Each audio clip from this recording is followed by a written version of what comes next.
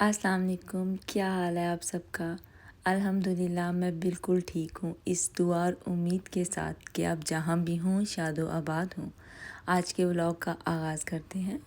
बच्चों की school supplies लेनी थी तो इसलिए मैं स्टोर पे आई थी। बहुत सारी चीज़ें जो सी हैं वो मैंने ऑनलाइन ही ऑर्डर कर ली थी।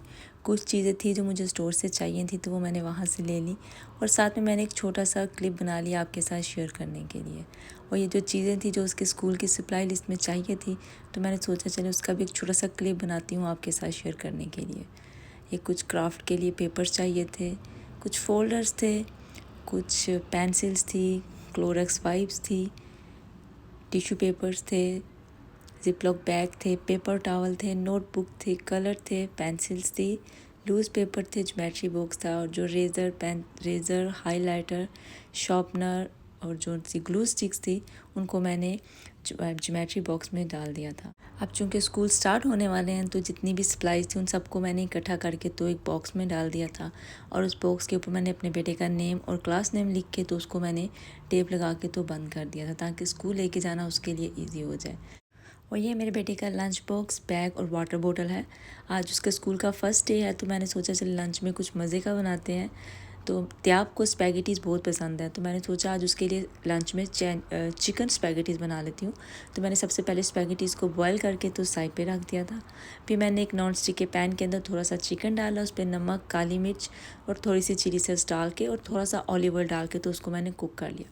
फिर उसके अंदर मैंने घर में बनाई हुई पास्ता सॉस डाली थी जिसमें मैंने अदरक लहसुन पेस्ट, अनियन, थोड़े से बेसल और टमाटो डाल के तो पेस्ट बना ली थी और उस पेस्ट के मैंने चिकन में मिक्स किया और उसका जो पानी था वो मैंने जब खुश्क हो गया फिर मैंने उसके अंदर स्पैगेटीज़ डाल दी।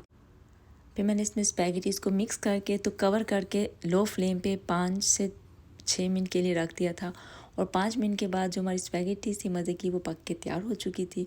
और जब ये भी थोड़ी थोड़ी सी गर्म ही थी तो मैंने इसको लंच बॉक्स में डाल के तो ठंडा होने के लिए रख दिया था ताकि स्कूल जाने तक जो स्पैगेटीज़ हैं वो लंच बॉक्स में थोड़ी रूम टेम्परेचर पे आ जाए फिर मैं इसको बंद करूँगी।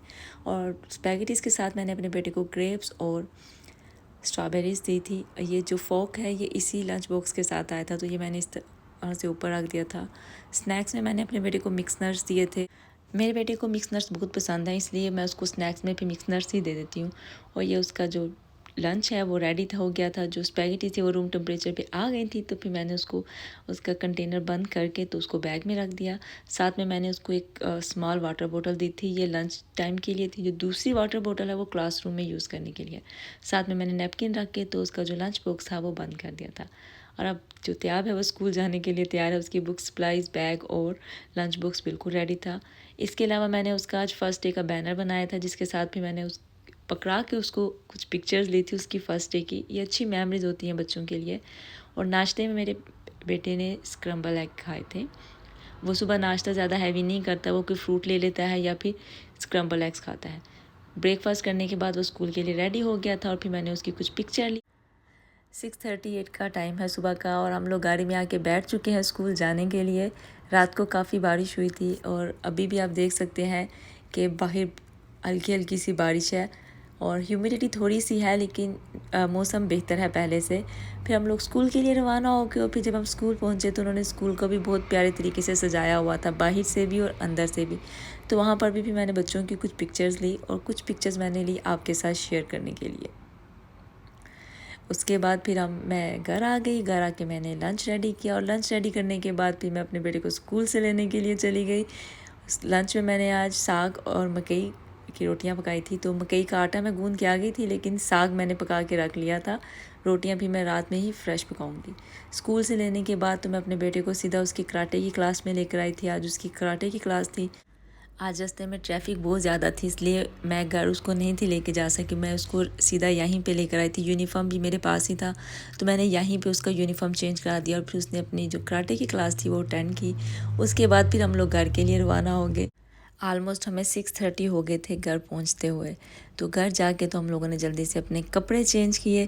उसके बाद फिर जल्दी जल्दी से मैंने डिनर रेडी किया। साग तो मैं पहले ही बना के रख के गई हुई थी, मैंने उसको जल्दी से गर्म किया और साथ में मैंने मकई की जो रोटियां थी उनको भी बना लिया।